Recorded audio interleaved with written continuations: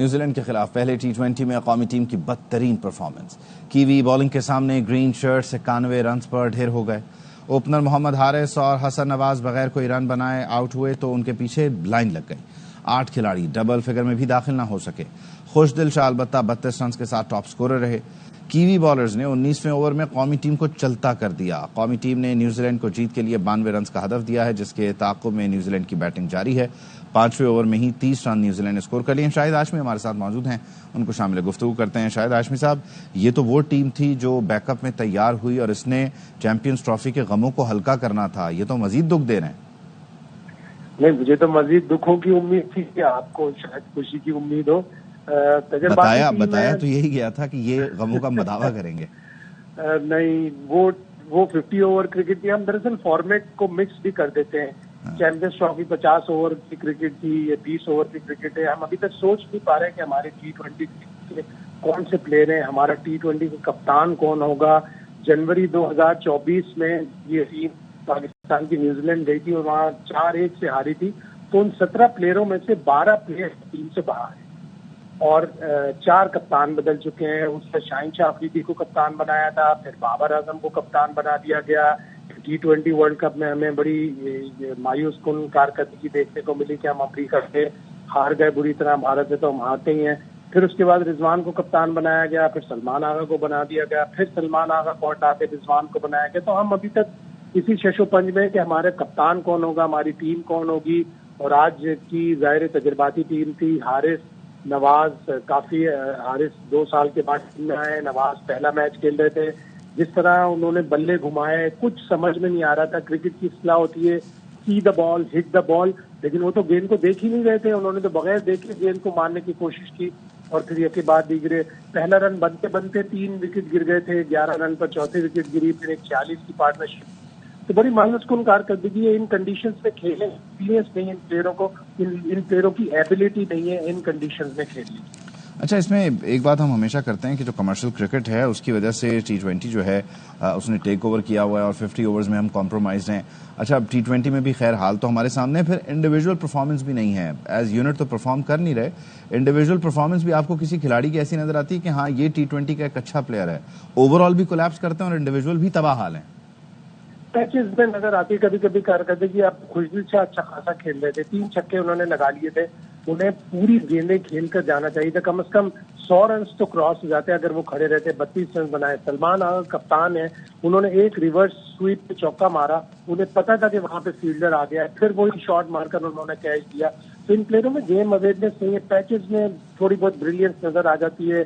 ایک آدھ پلیئر چھکے وکے لگا کے تھوڑا بہت اسکور کر دیتا ہے. لیکن ہمیں اپنی کرکٹ کو درست خطوط پر استوار کرنے کے لیے ہمیں اپنی ڈومیسٹک کرکٹ بہتر کرنی پڑے گی. یہی ڈومیسٹک کرکٹ کے پرفارمر ہیں. جب یہ نیوزی لینڈ میں جاتے ہیں جہاں پہ تیز ہوا چلتی ہے، اوپن گراؤنڈ ہوتے ہیں، سوئنگ ہوتی ہے بال، تو یہ اسٹرگل کرتے ہیں. اچھا، اس وقت 5 اوور میں بغیر کسی نقصان کے نیوزی لینڈ نے 45 سکور کر لیا ہے. تو یعنی 5 اوور یا 6 اوور مزید اور 91-92 جو ہے وہ بالکل سامنے نظر آ رہا ہے. تو بالنگ بھی ماشاءاللہ سبحان اللہ اور بیٹنگ بھی ماشاءاللہ. تک اسکور ہوتا ہے تو ویسے ہی عبید شولڈر ڈراپس ہو جاتے ہیں کہ 91 رن کو کیا ڈیفینڈ کریں گے، کیا بالنگ کریں گے. پھر ہم ابھی تک فارمیٹ میں ڈیسائیڈ نہیں کر پائے. محمد علی ایک اچھے ٹیسٹ کے بالر ہیں، لیکن وہ وائٹ بال میں اگر ڈومیسٹک کرکٹ میں پرفارم کرتے ہیں تو ان کو بہت ضرورت ہے کہ وائٹ بال میں اپنی انٹرنیشنل کرکٹ کی اسٹینڈنگ بنائیں. اس طرح کے بالرز اگر آپ وائٹ بال میں کھلائیں گے جو ریڈ بال کے ہوتے ہیں تو اسی طرح کے نتائج ملیں گے. اور پھر نیوزی لینڈ کے بیٹسمین اپنی کنڈیشن میں بہت ہی اچھی بیٹنگ کرتے ہیں، وہ یہ 10 یا 11 اوور میں پورا کر لیں گے. بالکل کر لیں گے. اچھا، اس میں جہاں ہم ٹیکنیک کی بات کر رہے ہیں یا دیگر جو فلاز ہیں ان کی بات کر رہے ہیں، ایک مسئلہ اور آپ کو لگتا ہے کہ بنیادی طور پر وہ جو پلیئر پاور ہے یا انڈیویجولز جو بہت زیادہ معاملات کو لے کر چلتے ہیں یا let me use the phrase کہ ہائی جیک کی سچویشن ہے، وہ بھی بہت زیادہ اوور آل کارکردگی کو خراب کرتی ہے. یعنی جو اسٹارڈم کا یہاں پر معاملہ ہے وہ بھی نہ نئے لڑکوں کو کھیلنے دے رہا ہے اور جو پرانے ہیں وہ تو کھیلنا ہی نہیں چاہ رہے. تو یہ بھی ایک بہت بڑا فیکٹر نہیں ہے. اسی طرح کے معاملات ہوتے ہیں کہ اب ہم نے بہت عرصے تک بابر اعظم نے جب وہ کپتان تھے انہوں نے بینچ اسٹرینتھ بننے نہیں دی ہماری ٹیم کی. وہ نہیں کھلاڑیوں کو کھلاتے رہے جو ان کے قریب میں تھے.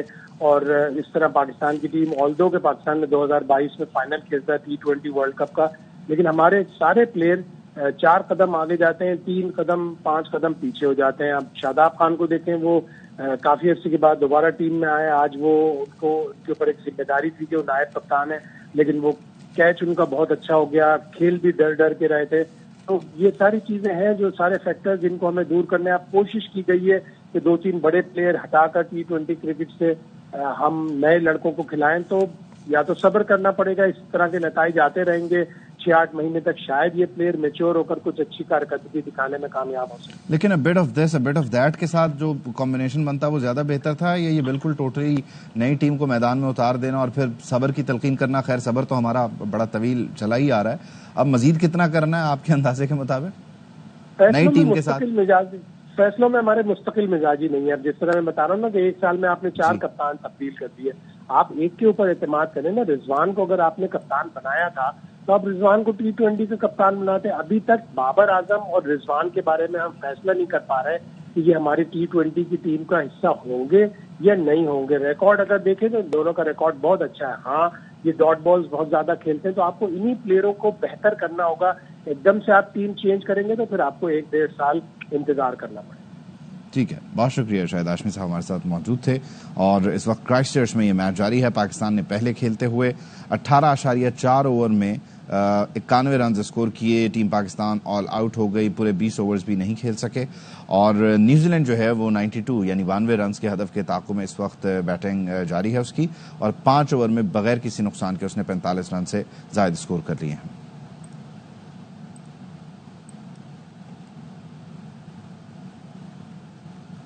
میچ سے پہلے پریس کانفرنس میں T20 کپتان سلمان علی آغا نے کہا کہ فینز ہم سے خوش نہیں، ٹیم نے امیدوں کے مطابق کرکٹ نہیں کھیلی. ایشیا کپ اور T20 ورلڈ کپ جیتنا ہدف ہے، نیوزی لینڈ کے خلاف سیریز جیتنے کی کوشش کریں گے.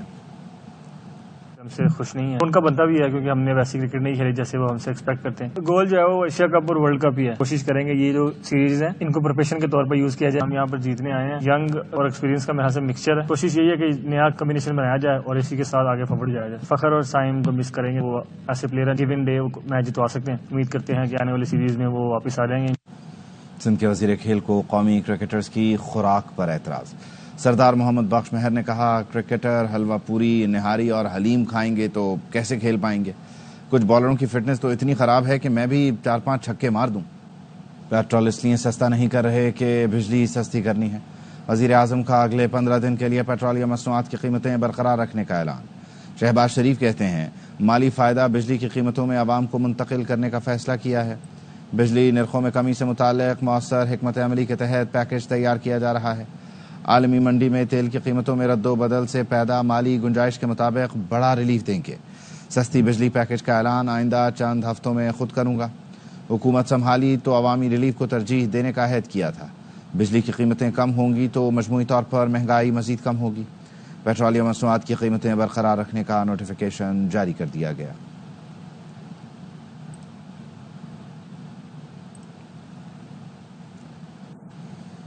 سیکیورٹی فورسز کی خیبر پختونخوا میں 2 الگ الگ کارروائیاں.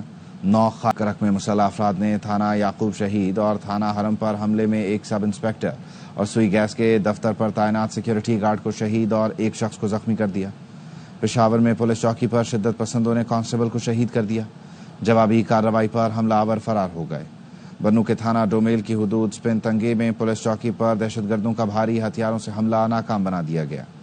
وانا پائن کے علاقے ڈبکوٹ میں سنوکر کلب کے قریب پولیس اہلکار کو فائرنگ کر کے قتل کر دیا گیا.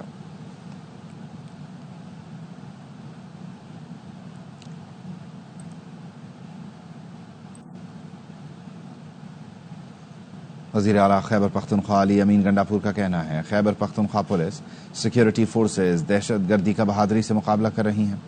کرک پولیس نے دہشت گردوں کے حملے کو بہادری کے ساتھ پسپا کیا. پولیس سیکیورٹی فورسز عوام کے تعاون کے ساتھ دہشت گردی کا مقابلہ کر رہے ہیں. دہشت گردی کے خاتمے کے لیے افغانستان کے ساتھ مذاکرات کیے جائیں.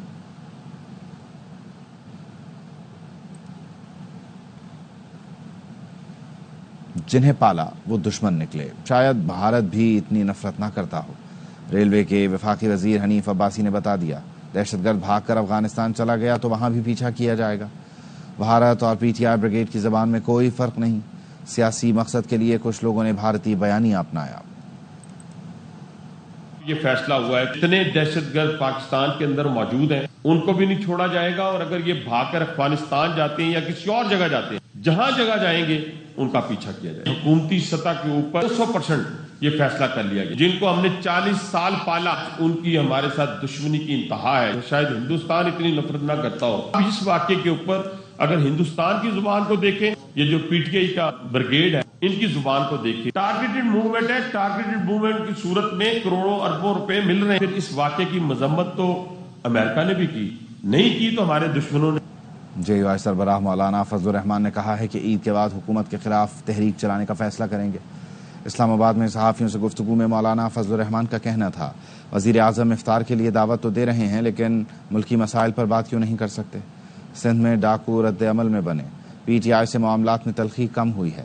میرے خلاف اگر کوئی بیان دیتا ہے تو پی ٹی آئی کو نوٹس لینا چاہیے. موجودہ ملکی سیاسی صورتحال میں نواز شریف اہم کردار ادا کر سکتے ہیں. نواز شریف سمجھتے ہیں کہ ایک صوبے میں حکومت سے کام چل گیا تو باقی ملک کہاں گیا.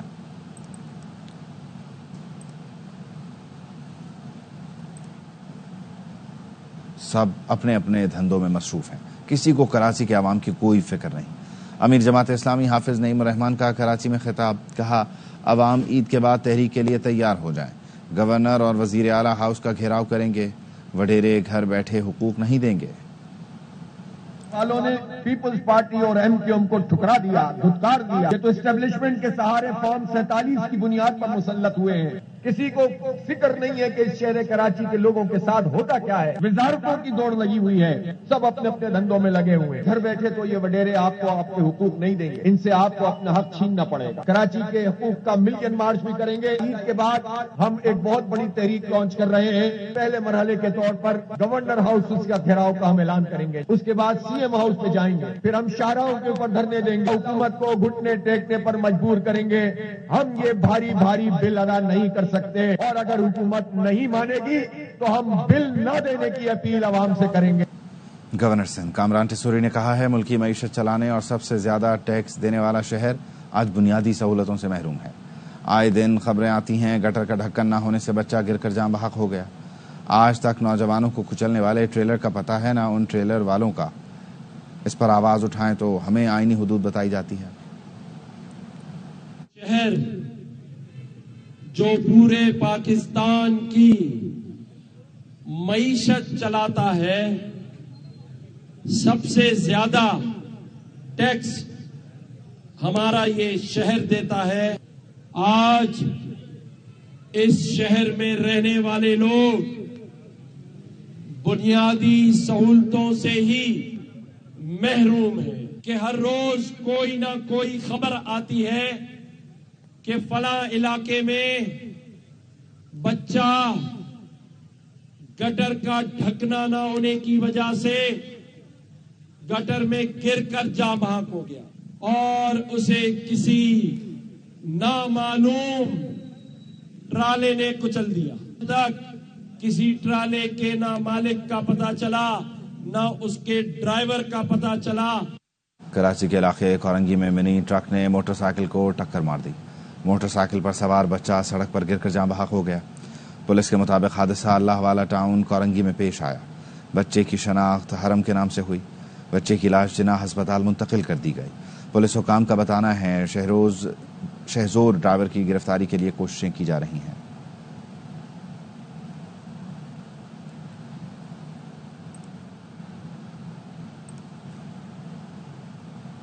کراچی میں پولیس گردی کا ایک اور واقعہ. بیٹی کے سامنے پھل فروش باپ کو مارا پیٹا گیا، گالیاں دیں. غریب پھل والے نے اہلکار کو خربوزہ بغیر پوچھے اٹھانے پر ٹوکا تھا.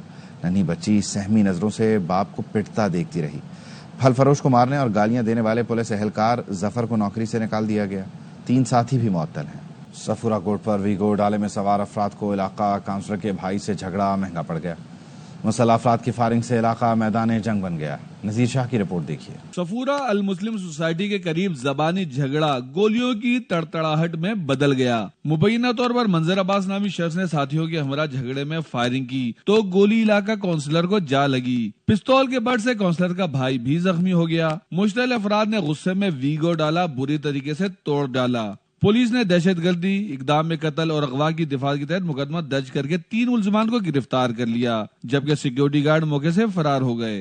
इसमें सर रिव्यू पे मंजर अब्बास वाले मैं अपने गार्डों के साथ जा रहा था, इसके साथ जुबैर के भाई का कोई किसी बात पे तनाजा हुआ। रिव्यू वालों ने उसको मंजर अब्बास वालों ने उसको फायर किए। ये शिफ्ट हुआ मेमन अस्पताल, फिर उनके आया इलाके में तीनों को मंजर अब्बास और उनके भाई को मारपीट की। उनकी गाड़ी जो थी वो मुकम्मल तौर पे डैमेज किया और उसकी तमाम तबाही की। पुलिस हुकाम के मुताबिक काउंसलर को शदीद जख्मी देखकर कोर्ट के वकीलों ने मुलजमान को नुकसान पहुंचाने की कोशिश की। 4 घंटे की जिद्दोजहद के बाद पुलिस ने मुलजमान को बाहिफाजत निकाला और दूसरे थाने मुंतकिल किया। पुलिस हुकाम कहते हैं झगड़ा करने वाले कार के मालिक समेत 3 अफराद को गिरफ्तार कर लिया गया है।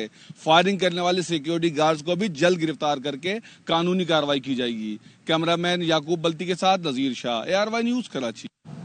कराची में पुलिस ने मुबैना मुकाबलों में 2 डाकू हलाक और CCTV फुटेज की मदद से 5 डाकू गिरफ्तार कर लिए। पुलिस के मुताबिक डाकुओं से फायरिंग का तबादला लियारी के कमीला स्टॉप के करीब हुआ। कोरंगी में पुलिस ने 40 लाख रुपए की डकैती में मुलव्वस 5 मुलजमान को गिरफ्तार करके असलहा बरामद कर लिया। SSP कोरंगी के मुताबिक मुलजमान को CCTV फुटेज की मदद से गिरफ्तार किया गया। मुलजमान में एहसानुल्लाह, अब्दुर्रहमान, जव्वार और सलीम शामिल हैं। मुलजमान ने गुज़श्ता माह कोरंगी अल्लाह वाला टाउन में मिल्क शॉप पर डकैती की थी। मुलजमान ने 40,45,000 रुपए और 3 मोबाइल फोन भी छीने थे।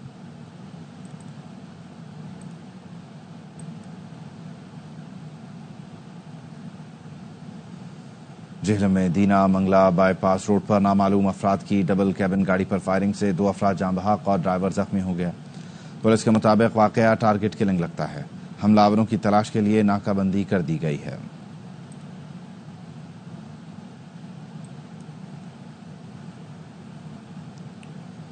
FIA का इंसानी स्मगलरों के खिलाफ क्रैकडाउन। गुज़श्ता 3 माह के दौरान 330 इंसानी स्मगलरों को गिरफ्तार कर लिया। मोहम्मद सलाहुद्दीन की रिपोर्ट देखिए।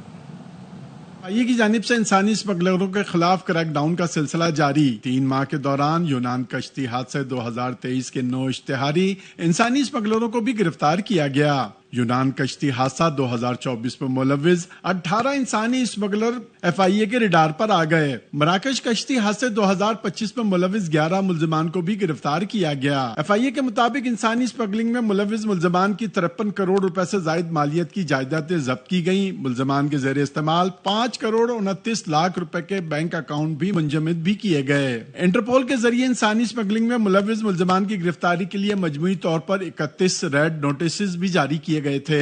डायरेक्टर गुजरांवाला जोन अब्दुल कादिर कमर का कहना है कि कश्ती हादसे में मुलव्विस एजेंटों की गिरफ्तारी के लिए तमाम तर वसाइल को बरवकार लाया जा रहा है। Mohammad Salahuddin, ARY news Karachi. ईद के बाद PIA की बरतानिया के लिए परवाजें बहाल हो जाएंगी।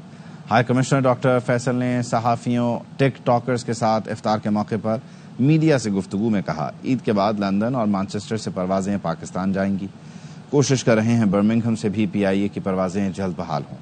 परवाजों की बहाली पर बाकायदा इफ्तिताह पर मीडिया को मदऊ करेंगे। बाद PIA खुल जाएगी ईद के 1 माह बाद तक इंशाल्लाह, और बहुत सारी फ्लाइट लंदन मैनचेस्टर से चलेंगी और बर्मिंघम भी कोशिश कर रहे हैं इंशाल्लाह। तो दुआ करें और आप लोगों को बुलाया जाएगा बाकायदा उसकी इनॉग्रेशन पे इंशाल्लाह, और आपको खुद दिखाएंगे। अपडेट करें आपको कराची शाहराह नूरजहां में पुलिस एहलकार की फल फरोश से बदतमीजी का वाकया। SSP सेंट्रल जीशान शफीक सिद्दीकी ने फल फरोश को दफ्तर बुला लिया। SSP सेंट्रल ने फल फरोश को फूलों का गुलदस्ता भी दिया। SSP सेंट्रल ने फल फरोश से वाकये की मुकम्मल तफसीलात भी मालूम की। अफजल खान से मजीद जान लेते हैं। जी अफजल। जी देखिए, एक फल फरोश के साथ जो है वो पुलिस एहलकारों की बदतमीजी का वाकया शाहराह नूरजहां के इलाके में पेश आया था, जिसके बाद SSP सेंट्रल जीशान शफीक सिद्दीकी ने फल फरोश को अपने दफ्तर बुलाया और उन्होंने फल फरोश से को गुलदस्ता भी पेश किया और उससे मुलाकात की और उससे इस वाकये के हवाले से मुकम्मल तफसीलात मालूम की। उस मौके पर SSP सेंट्रल का कहना था कि पुलिस एहलकारों के खिलाफ जो है वो फल फरोश के साथ बदतमीजी करने के बाद इंक्वायरी की गई थी और इंक्वायरी के बाद उन्हें न सिर्फ मुअत्तल किया गया है बल्कि डिसमिस फ्रॉम सर्विस कर दिया गया है।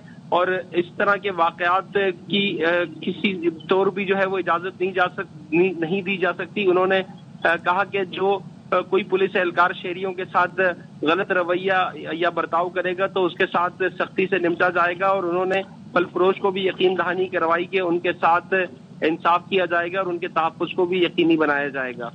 بہت شکریہ افضل۔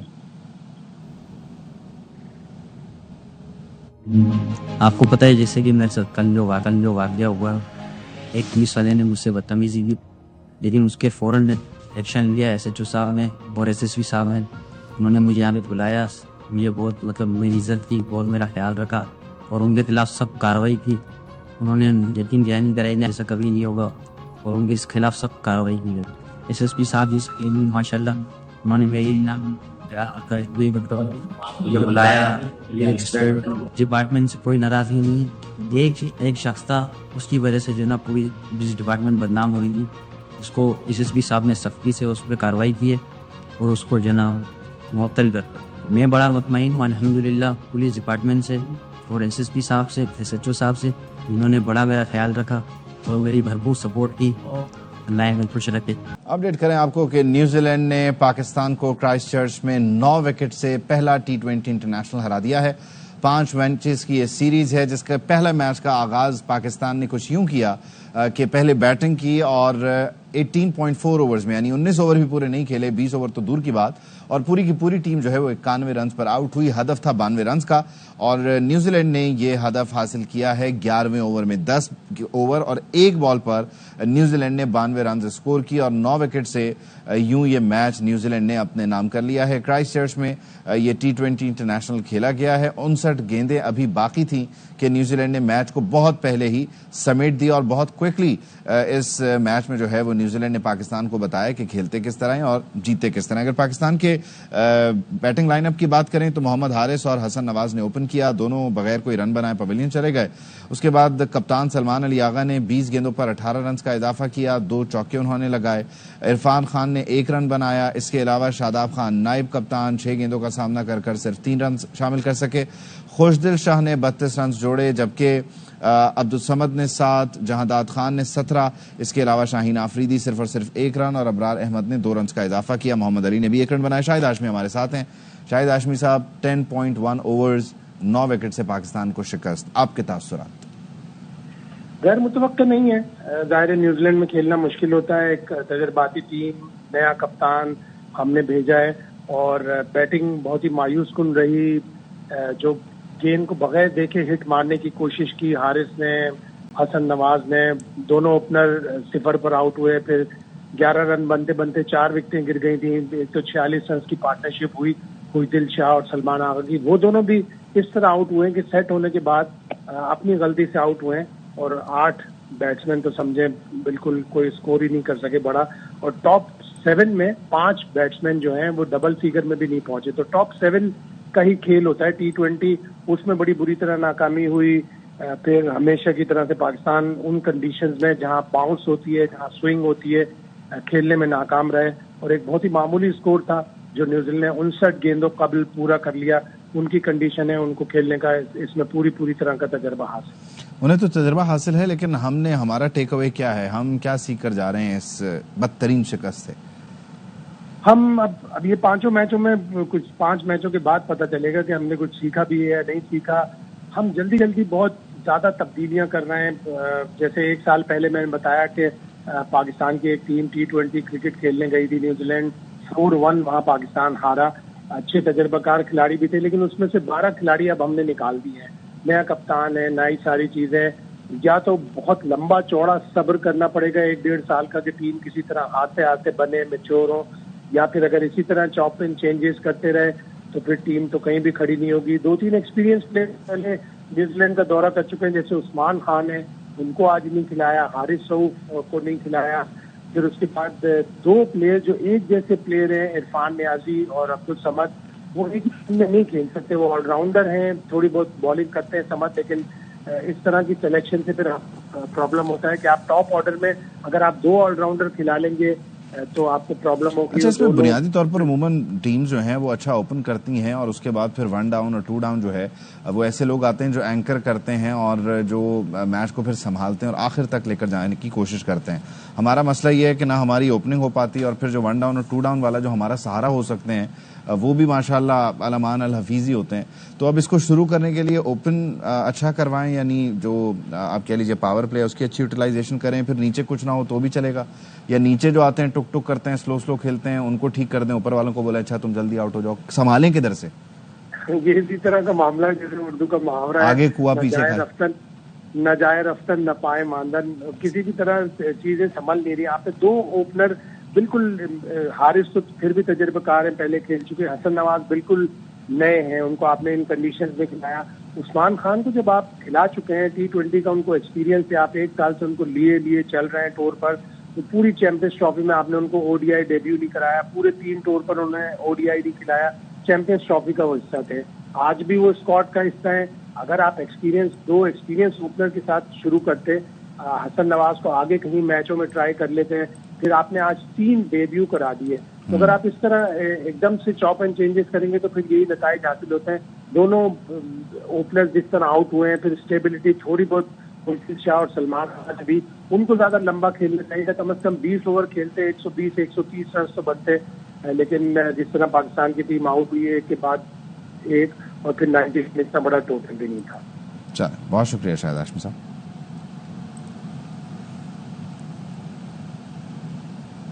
آگے بڑھتے ہیں. خبر حویلی آزاد کشمیر سے ہے, جہاں پر پرتھا میں بس کو حادثہ پیش آیا ہے. 4 مسافر جاں بحق بتائے جا رہے ہیں, 4 ہی زخمی ہیں. ریسکیو حکام کا بتانا ہے کہ یہ حادثہ پرتھا کے مقام پر ہوا ہے. بس کہوٹا سے راولپنڈی جا رہی تھی. جاں بحق افراد اور زخمیوں کو ہسپتال منتقل کر دیا گیا ہے.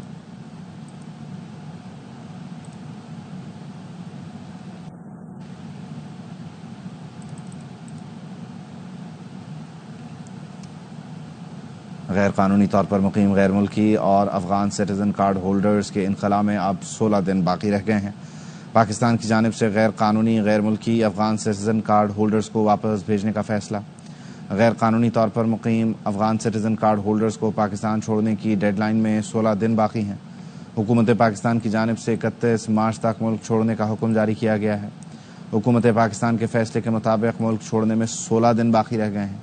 حکومت کی جانب سے یقین دہانی کرائی گئی ہے کہ انخلاء کے دوران کسی سے بدسلوکی نہیں کی جائے گی. واپس جانے والوں کے لیے خوراک صحت کی سہولت کے انتظامات کر لیے ہیں.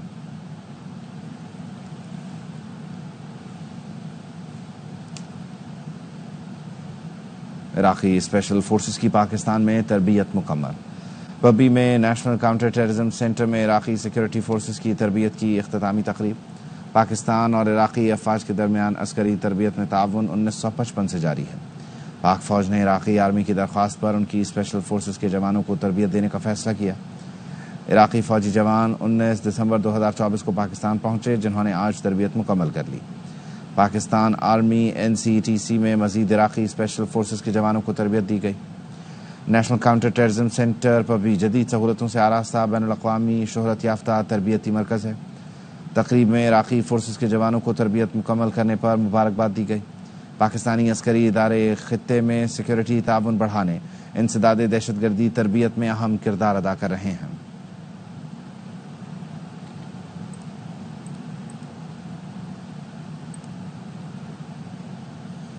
ماہ سیام کی 15ویں سحری پر بھی مختلف شہروں کے چٹورے انواع و اقسام کے ذائقوں سے لطف اندوز ہونے باہر نکلے.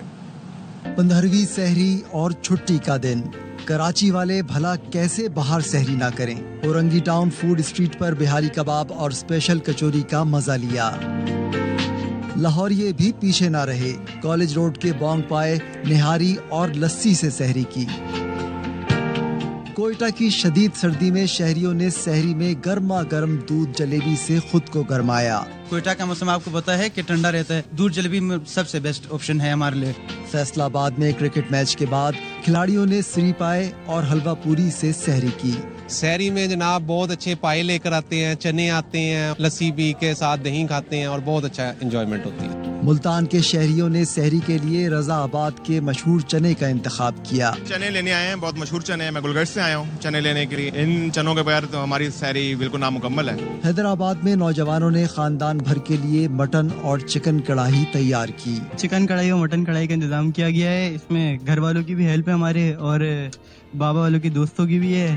سکھر میں مغز فرائی سے سحری کرنے والے بھی کم نہیں. میانی روڈ کے مشہور مغز فرائی کا لطف اٹھایا. یہاں کا جو ہے نا سب سے اچھا ذائقہ ہے. تو یہ کھیرے کباب والے بات ہم آتے ہیں اور اس جیسا ذائقہ پورے سکھر کے اندر نہیں ملے گا. رحمتوں اور برکتوں والے مہینے کا نصف سفر آج مکمل ہوا. خبر کراچی سے. ڈیفنس فیز 6 خیابان مسلم کمرشل میں رہائشی عمارت سے گر کر خاتون جاں بحق ہوئی ہیں. جاں بحق خاتون کی شناخت 40 سالہ آفشاں کے نام سے ہوئی ہے. خاتون عمارت کی 6ٹھی منزل سے گر کر زخمی ہوئی اور دوران علاج دم توڑ گئیں.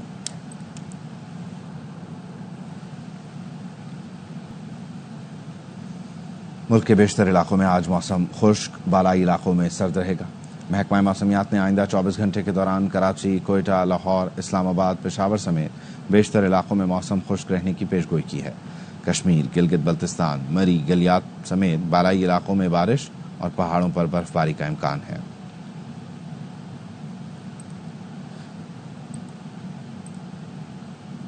نیوز بلیٹن سے فی الوقت اتنا ہی.